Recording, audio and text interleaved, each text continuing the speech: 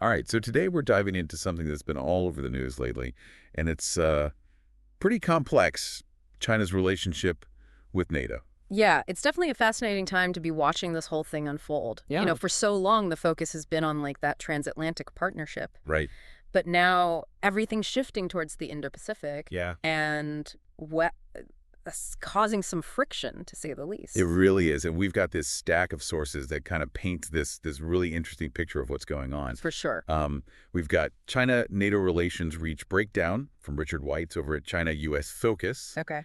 We've got Kelly A. Greco from the Stimson Center asking, is NATO making a strategic blunder? Interesting. And then finally, we've got the Atlantic Council report implementing NATO's strategic concept on China by Hans Benedijk and Daniel S. Hamilton. Okay, so we're looking at like everything from the immediate, like what's happening right now, to sort of these big picture strategies for the future. Exactly. Yeah, so we've got these different perspectives, Yes. and they each offer like a unique take on this evolving situation. Yeah, I think it's a great mix.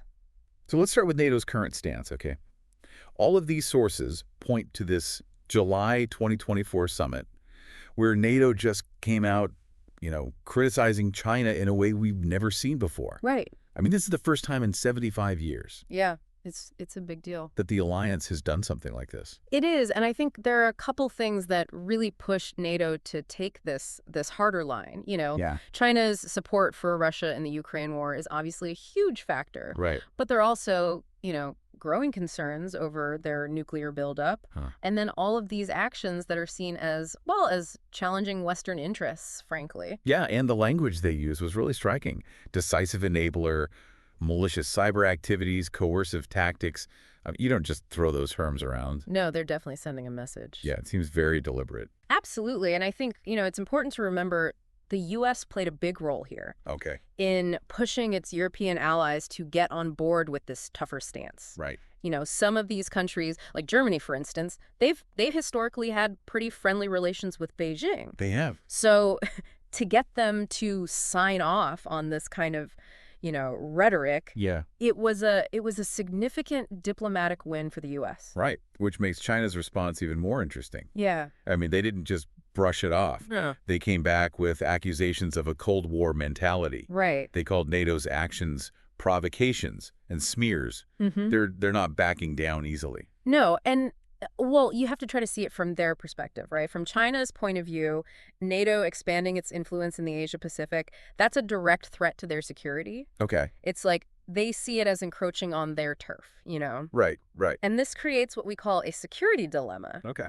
where basically one side tries to make itself more secure, Yeah. but then the other side feels threatened and has to respond in kind, All right. which just ends up escalating tensions even further. So it's like a vicious cycle. Exactly, yeah. Each side reacts to the other's actions, and it just keeps spiraling. Yeah. And we saw a really clear example of this with China's military exercises with Belarus. Oh, right near Poland's border, yeah. They definitely timed that to send a message. Oh, absolutely. That was a very calculated move on Beijing's part, just to show how unhappy they are with NATO's presence in what they consider their sphere of influence. Right. It's that flexing of muscles, like, hey, we're here and we're not afraid to show it. Exactly. And speaking of flexing muscles, let's talk about NATO's partnerships in the region.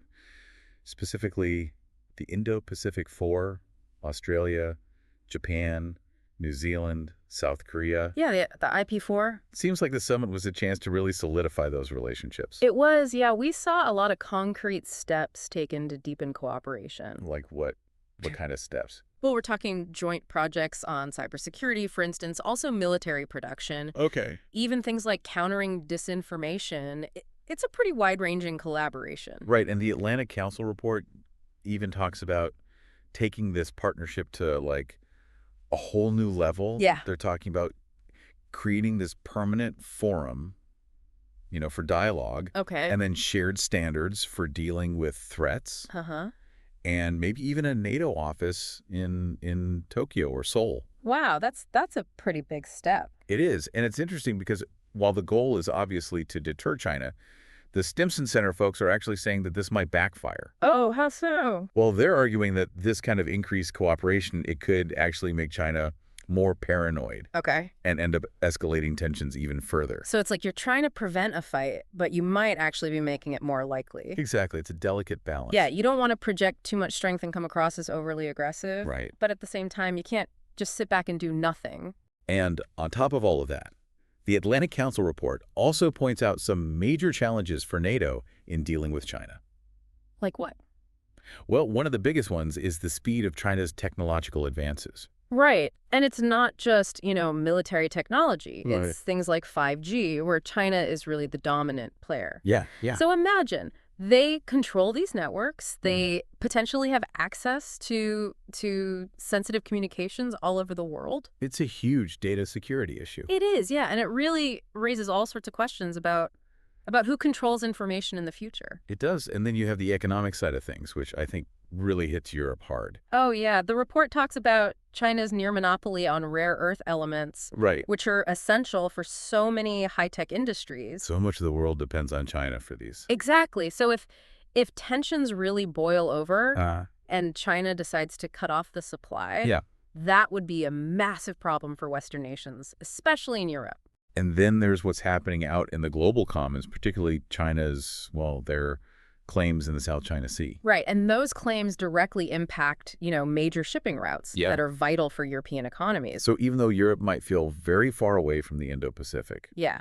what China does there can still have very real consequences for them. Absolutely. Yeah. It affects their security and their prosperity. Okay, so we've got this incredibly complex situation. NATO's taking a tougher stance. China's pushing back.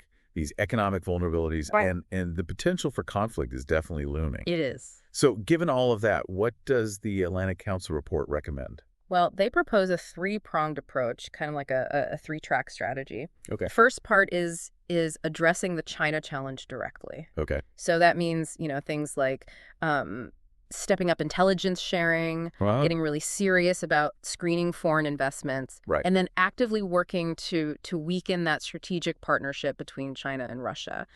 So essentially making it harder for China to kind of, achieve its goals through these economic and political means. Right. But at the same time, you're bolstering the West's defenses. Exactly. Yeah, it's not just about military might. It's about economic competition, technological competition, investing in research and development so you can stay ahead of the curve, diversifying those supply chains that we talked about so you're not so reliant on China, Right. and then working with other countries that share similar values to promote, democratic norms and that kind of thing. Okay, so that's the first part. What about the second and third parts of the strategy? So the second track focuses on strengthening partnerships with those Indo-Pacific countries. Okay. The IP4 is obviously key there, but also potentially bringing in India. Right. It's about building this wider network of countries that share those concerns about China and are willing to work together. So basically creating this network of alliances to counter China's influence.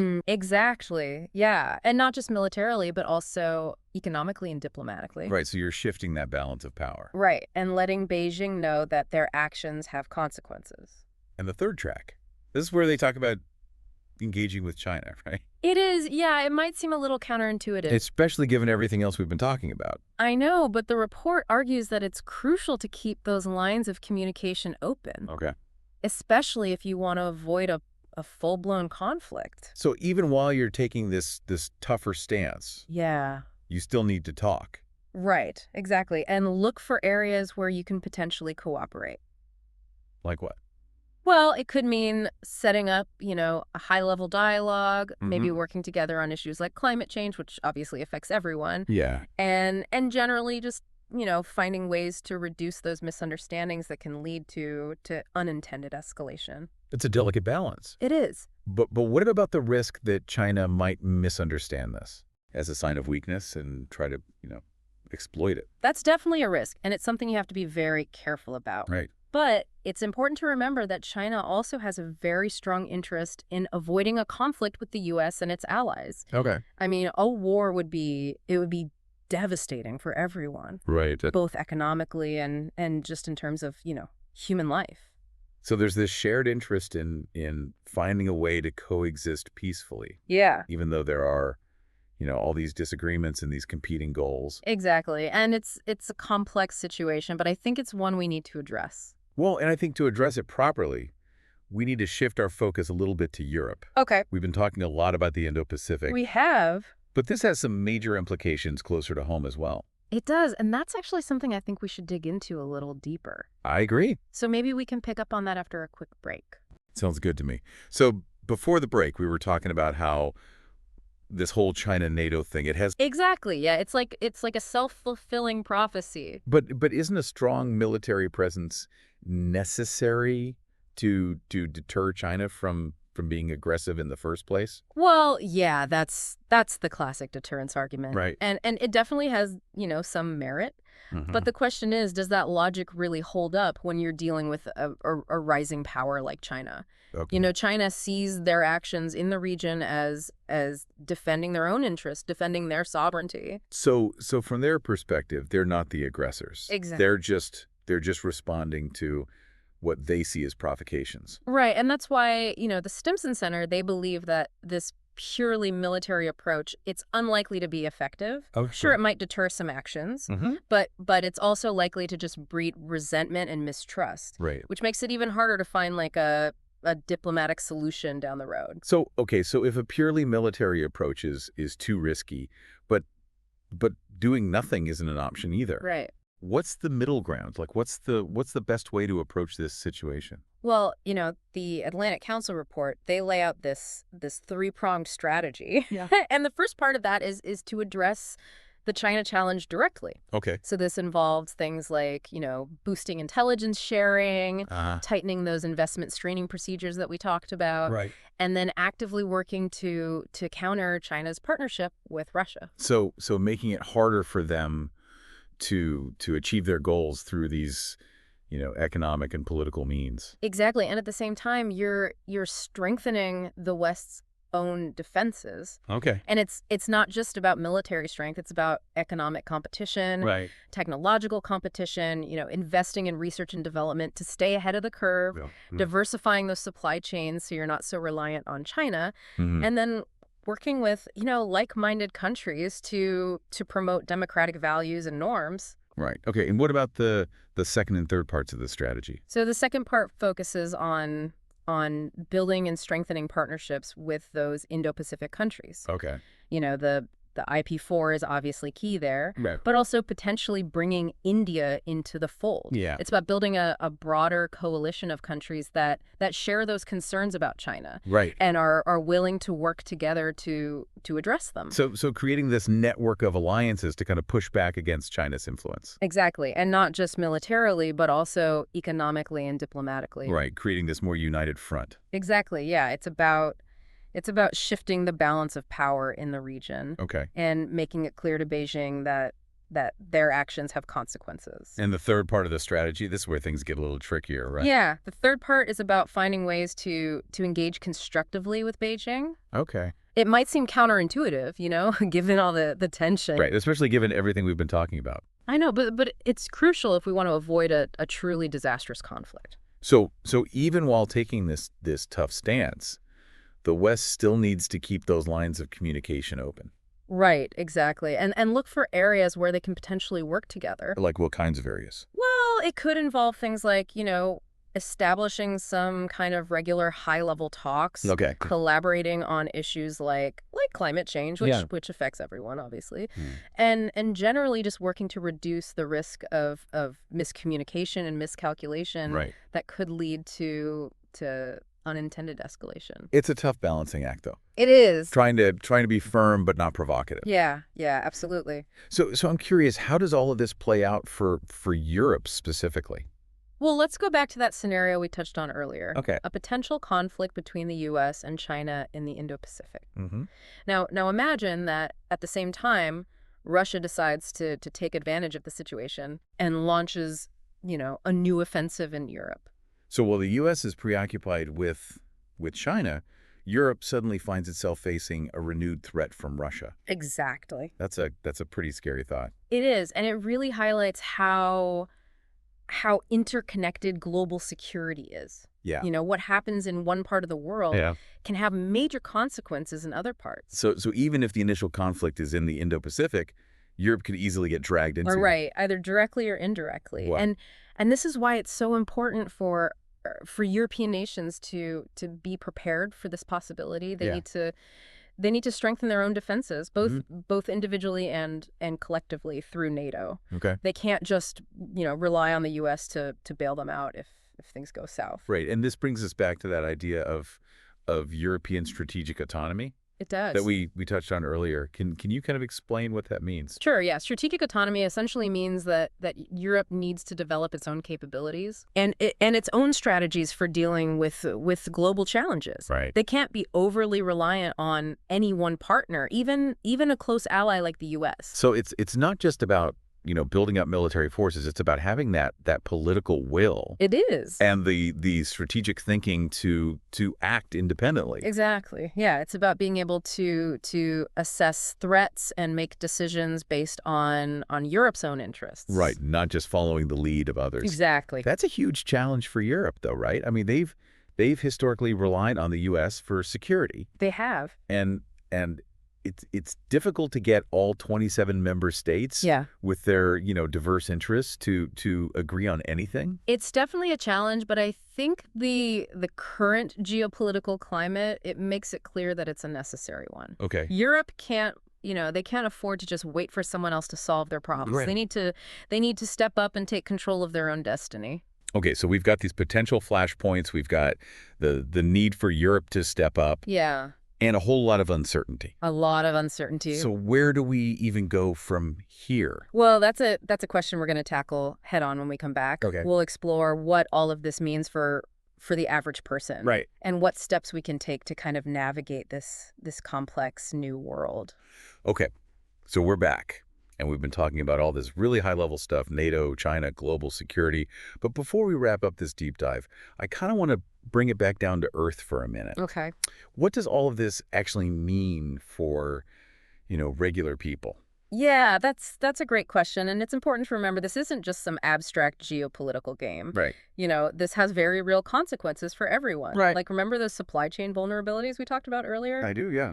So imagine, tensions escalate to the point where there are economic sanctions or even military conflict between China and the West. Yeah, things could get pretty messy pretty quickly. Exactly. We're talking potential disruptions to all sorts of things, Yeah. Smartphones, laptops, medical supplies, energy resources. I mean, things people rely on every day. Right, and that's just the economic side of things. We haven't even talked about the potential for actual conflict. Yeah, absolutely. And then there are the geopolitical consequences. Right. We could see a massive increase in military spending, a heightened risk of conflict in different parts of the world. Yeah. And potentially even a fracturing of the global order as we know it. It's pretty clear from these sources. I mean, the stakes are incredibly high. They are. This isn't just, some academic debate. Right. This is about the future of global stability and prosperity. Absolutely. And that future is going to be shaped by the choices that we make today. Whether we choose confrontation or a more nuanced approach that tries to balance competition with cooperation. Yeah. It's going to have a profound impact, for generations to come. So where do we go from here? Yeah. What are the key takeaways that you hope listeners will walk away with? I think the most important thing is awareness. Okay. We need to understand just how complex this relationship is and avoid these simplistic narratives that paint, one side as the good guy and the other as the villain. Right, it's not black and white.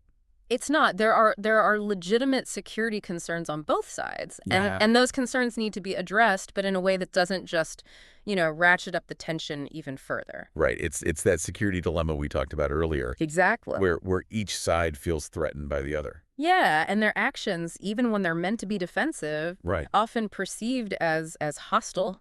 It's a tough cycle to break. It really is, and that's why it's so important to find ways to build bridges. Yeah. Even while acknowledging that there will be competition in other areas. It sounds like a pretty tall order, especially given, the current political climate. Things feel very polarized these days. There's no doubt it's going to be challenging. Right. But the alternative, sleepwalking into a major conflict, it's just too dangerous to even contemplate. We have a responsibility to manage this relationship responsibly, both for ourselves and for future generations. Okay, so what does responsible management look like in practice? Well, it means taking a multifaceted approach. Okay. Using deterrence where necessary, but also recognizing the importance of competition and cooperation. Oh, yeah. It means, strengthening alliances with like-minded countries, investing in our own capabilities, and keeping those lines of communication open with China, even when it's difficult.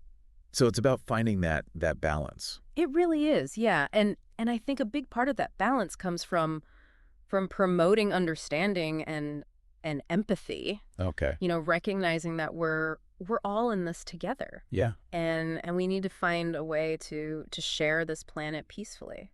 It's a message of hope, but also a message of caution, right? Yeah, I think so. Hope that we can, navigate these choppy waters, but also caution that there are going to be challenges. Right. And there's no guarantee of success. Exactly. And that's why it's so important for everyone to be informed and engaged. Right. This isn't just an issue for governments and policymakers. Yeah. This is an issue that affects every single one of us. Yeah. So if you're listening to this and you're feeling a little overwhelmed by the complexity of it all, right, just remember you're not alone. Yeah. This is a tough issue. There are no easy answers. No. But the fact that you're here, taking the time to learn and engage. Yeah.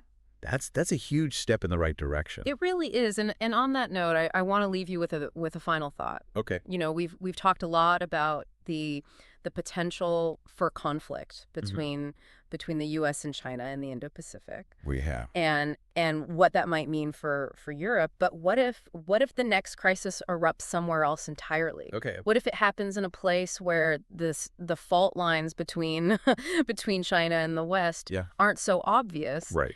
But just as dangerous. That's a great point. It's a reminder that the world is interconnected in ways that we don't always see. So we need to be prepared for all sorts of possibilities. Exactly. So stay informed, stay engaged, and keep asking questions. Because ultimately the future depends on it. This has been The Deep Dive. Thanks for listening.